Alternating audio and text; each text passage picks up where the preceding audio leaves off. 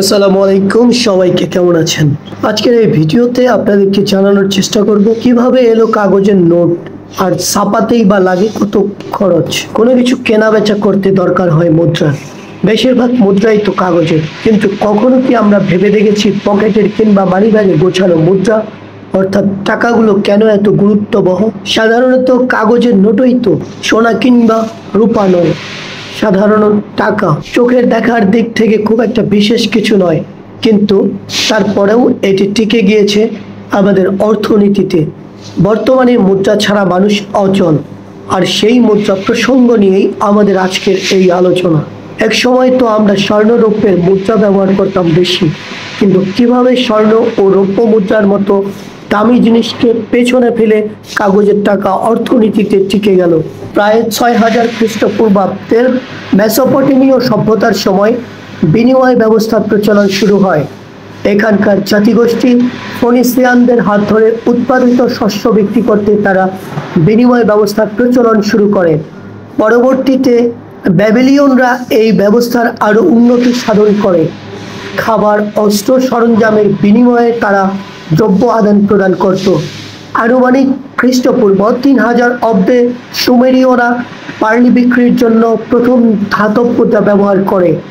এরপর ৭,০০০ খ্রিস্টপূর্বাব্দে লিবিয়ায় রূপা ও সোনার সংকর দিয়ে তৈরি মুদ্রার প্রচলন শুরু হয়। লিবিয়া অর্থাৎ বর্তমান পশ্চিম তুরস্কই প্রথম পশ্চিমা জগতে বেশ সংগঠিত এবং রাষ্ট্রীয়ভাবে মুদ্রা ব্যবস্থার প্রচলন শুরু করে। কাগজের মুদ্রার বা নোটের প্রচলন শুরু হয় চীনে। টাঙ্কের রাজত্বকালে ৬১৮ থেকে ৯০৭ সাল, তারও ৬০০ বছর আগে চীনারা মালবেরি গাছের বাকল থেকে কাগজ তৈরি করতে শিখেছিল। প্রথম দিকে সরাসরি গাছের বাকল থেকে কাগজ তৈরি করত বলে সেই কাগজ ছিল ভারী। পরবর্তীতে গাছের বাকল ব্যবহার না করে কাণ্ডের নরম অংশ কেটে কাগজ তৈরি করতে শিখল তারা। এর ফলে কাগজ আরো হালকা হয়ে গেল। হালকা হওয়ায় লেখা বোঝা যেত সহজে। চাঙ্কের রাজত্বকালে বাণিজ্যিক প্রসারের ফলে ধাতব মুদ্রার লেনদেনের পরিমাণ বাড়ছিল। ধাতব মুদ্রা অর্থাৎ সোনা ও রূপার মুদ্রা যথেষ্ট দামি এবং নৌপথে জলদস্যুর আক্রমণের প্রবল সম্ভাবনা থাকায় সেগুলি নিয়ে ভ্রমণ করা ছিল রীতিমতো ঝুঁকির কাজ। তাই ধাতব মুদ্রার বিনিময়ে তারা সমমূল্যের কাগজের অঙ্গীকারনামা গ্রহণ করতে শুরু করলো। ব্যাপারটা একটু খোলাসা করেই বলা যাক। ধরুন আপনার কাছে ৫০ আউন্স স্বর্ণ আছে। আপনি ব্যাংকে, রাষ্ট্রীয় কোষাগারে বা তখনকার দিনের রাজদরবারে সেই ৫০ আউন্স স্বর্ণ জমা রেখে একটি কাগজে লিখিয়ে নিলেন যে আপনি চাওয়া মাত্র এই কাগজের মাধ্যমে ৫০ আউন্স স্বর্ণ ফেরত পাবেন। অর্থাৎ সেই কাগজের মূল্য ৫০ আউন্স স্বর্ণের সমান। এতে আপনার স্বর্ণ মুদ্রাগুলো রাষ্ট্রীয় হেফাজতে রইল, আর আপনিও রইলেন নিশ্চিন্ত। এই আইডিয়াটা ছিল তখনকার দিনে বিপ্লবের মতো। টাঙ্কের রাজত্বের শেষের দিকে বণিকরা দলে দলে তাদের সকল স্বর্ণ রৌপ্য মুদ্রা রাষ্ট্রীয় কোষাগারে জমা করতে লাগলো। তারা যে নোট পেত সেটাকে হেকান বা টাকা বলা হতো, আর এই টাকাকে থেসিয়ান বলা হতো। এবারের নিয়ন্ত্রণের পালা। রাজ্যের সকল হিসেব নিকেশ সুষ্ঠুভাবে সম্পন্ন করার জন্য মিয়ংয়ের রাজত্বকালে সৃষ্টি হলো অর্থ মন্ত্রণালয়। অর্থ মন্ত্রণালয় নিয়ে এলো নতুন নোট ব্যবস্থা, অর্থাৎ আজকের দিনের ১, ২, ৫, ১০, ২০, ৫০, ১০০, ৫০০, ১,০০০ ইত্যাদি নোটের মতো তখনকার চীনেও চালু হলো ভিন্ন ভিন্ন নোট ব্যবস্থা। তখন নোট ছিল ৬ ধরনের: ১০০, ২০০, ৩০০, ৪০০, ৫০০ ওয়েন এবং ১ কোয়েন সমমূল্যের নোট। ১ কোয়েন ছিল ১,০০০ তাম্র মুদ্রার সমান অথবা ১ লিবিয়াং রূপার সমান। ৪ কোয়েন ১ লিয়াং স্বর্ণের সমান। তখন ইউরোপের কাছে কাগজের নোটের কথা অজানা। তারা তখনও এ ব্যবস্থার ধারে কাছে যায়নি। স্বর্ণের মূল্য কিনা কাগজের মূল্যের সমান। পাগল ছাড়া আর কেউ কি এই কথা বিশ্বাস করবে? ভেনিসের বণিক এবং পর্যটক মার্কো পোলো জাহাজ ভাসিয়ে চীনে এলেন। তখন মঙ্গল শাসক কুবলাই খানের রাজত্ব চলছে। কাগজের টাকার অদ্ভুত এই রাজ্যে এসে মার্কো পোলো তো অবাক হয়ে গেলেন। তার এই অনুভূতি তার বর্ণনা থেকে জানা যায়। খানবালিকে তখন মঙ্গল সম্রাট কুবলাই খানের রাজত্ব। খানবালিক অর্থাৎ আজকের বেইজিং, এখানে মঙ্গল সাম্রাজ্যের কেন্দ্র ছিল। ঐতিহাসিক স্থান খানবালিক ইয়ান সাম্রাজ্যের রাজধানীও ছিল। এখানে কাগজের টাকার মাধ্যমে বিনিময় ব্যবস্থা প্রচলিত। খুব সহজেই প্রস্তুত হয় এই কাগজের টাকা। মালবেরি গাছের নরম এবং আর্দ্র কাঠ হলো কাগজের টাকার মূল কাঁচামাল। গাছের বাকল থেকে মধ্যভাগের মাঝামাঝিতে এই নরম কাঠ পাওয়া যায়। তারপর এই কাঠের সাথে আঠা মিশিয়ে প্রচণ্ড চাপ দেওয়া হয়, ব্যাস তৈরি হয়ে গেল কাগজ। এই কাগজ থেকে অনেকটা তুলার কাগজের মতো, কিন্তু কালো রঙের। অত্যন্ত সাবধানতা এবং যত্নের সঙ্গে এই কাগজগুলো প্রস্তুত করা হয়।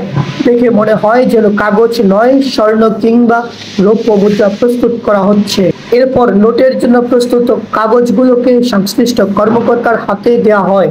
নোটে মালিকের নাম এবং নোটের মূল্যমান সহ অন্যান্য লিখিত কাগজ শেষ হলে সেটা চলে যায় সম্রাট কুবলাই খানের হাতে।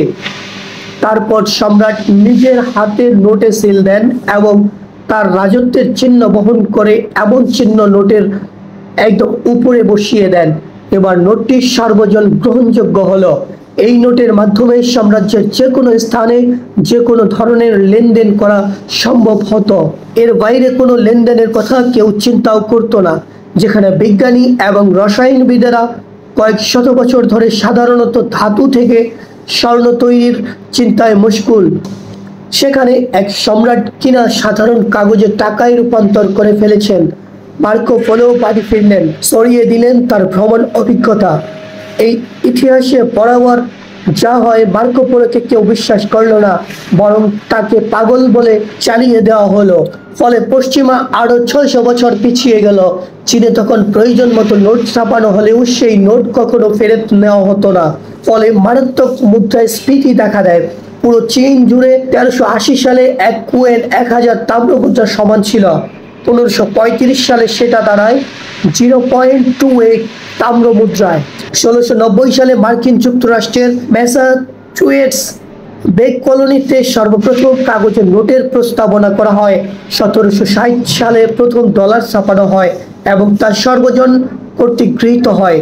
ইউরোপে কাগজে নোট প্রচলনের আরও একটি গুরুত্বপূর্ণ কারণ হলো উত্তর আমেরিকার ঔপনিবেশিক সরকার।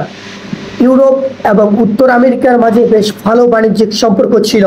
ধরুন আপনি ইউরোপ থেকে উত্তর আমেরিকা যাচ্ছেন কাঁচামাল কিনতে, কেনাকাটার জন্য একটি নির্দিষ্ট পরিমাণ মুদ্রাও সাথে নিয়ে যাচ্ছেন। গিয়ে দেখবেন কাঁচামাল কিনতে আরও 100 স্বর্ণ মুদ্রা বেশি লাগবে, কিন্তু আপনি চাইলে ইউরোপে ফিরে গিয়ে মুদ্রা আনতে পারবেন না। আর এখন কাঁচামাল কম নিয়ে গেলে আবার এসে বাকিটা নিতে গেলে ব্যবসায়িকভাবে ক্ষতির মুখে পড়বেন। এখন উপায়, উত্তর আমেরিকার ঔপনিবেশিক সরকার তখন IOU নামক একটি মুদ্রার ব্যবস্থা প্রচলন শুরু করলেন। এর মাধ্যমে অঙ্গীকারনামা দেওয়া হতো, অর্থাৎ আপনি এখন কাঁচামাল নিয়ে দেশে যেতে পারবেন, কিন্তু অঙ্গীকারনামায় দেয়া তারিখের মধ্যে আপনাকে বাকি অর্থ পরিশোধ করতে হবে। ব্যাপারটা অনেকটা আমি তোমার কাছে ঋণী এর মতো, যে কারণে আজও বিশ্বের প্রায় প্রতিটি ব্যাংক নোটে লেখা থাকে চাহিবা মাত্র ইহার বাহককে দিতে বাধ্য থাকিবে। ইউরোপের সরকার ব্যবস্থাকেও এই মুদ্রা ব্যবস্থা চালু করতে হলো। এই ধরনের মুদ্রা ব্যবস্থার ফলে সবচেয়ে বেশি লাভবান হয় 1685 সালে সংগঠিত হওয়া যুদ্ধের ফরাসি সৈনিকেরা। তারা তাসের কার্ডে সরকার থেকে অঙ্গীকারনামা লিখিয়ে নেয়, ফলে তাদের আর সরাসরি মুদ্রা ব্যবহার করতে হয়নি। এদিকে ভারতীয় উপমহাদেশে ইংরেজরা সর্বপ্রথম কাগজের নোটের প্রচলন শুরু করে। 1861 সালে সর্বপ্রথম মুদ্রা আইন পাশ হলেও ভারতের রিজার্ভ ব্যাংক প্রতিষ্ঠিত হয় 1935 সালে। 1972 সালের 1 জানুয়ারি বাংলাদেশে বাংলাদেশি টাকার প্রচলন শুরু হয়। তার আগে ভারতীয় উপমহাদেশে এবং পাকিস্তানের অধীনে থাকাকালীন রুপি ব্যবহার করত বাংলাদেশিরা। বর্তমানে গাজীপুরে অবস্থিত টাকশাল the security printing press bank note প্রস্তুত করা হয়। টাকশালে ব্যাংক নোট ছাড়াও রাষ্ট্রীয় গুরুত্বপূর্ণ দলিল, ব্যাংকের চেক বই, বিশ্ববিদ্যালয়ের সনদ এবং আরো গুরুত্বপূর্ণ কাগজপত্র অত্যন্ত নিরাপত্তার সাথে ছাপা হয়। যদিও কাঁচামাল বিদেশ থেকে আমদানি করতে হয়, ফলে প্রতি নোটে প্রচুর অর্থ খরচ হয়। কেমন লেগেছে পুরো ভিডিওটি আপনাদের মতামত জানাতে পারেন আমাদের। ভালো লাগলে শেয়ার করে সবাইকে দেখার সুযোগ করে দেবেন।